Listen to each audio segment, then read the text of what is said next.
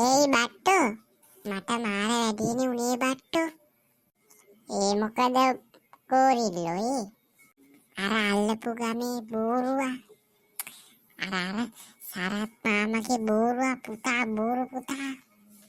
ආවෝ අර බෝරුවා ඉතින් මම එළිය ඉද්දි මොයේ බෝරු පුතා ඉල්ල කිව්වනේ. ඒ ගෝරිල්ලෝ උඹට පේනවද මේ තනකොළ නිල් පාටයි කිව්වා. මං කිව්වා තනකොළ කොහෙද බෝරුව නිල් පාට මේ තනකොළ කොළ පාටයි නේ කියලා.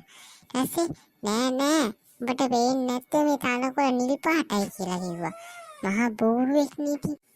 ඌ නෙමේ බෝරුවා. ගෝරිල්ලා තෝයි බෝරුවා.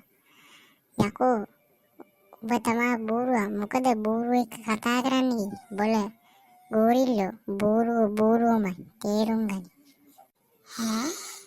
ඈ ඒකත් ඇත්තනේ. හරි බට්ටෝ.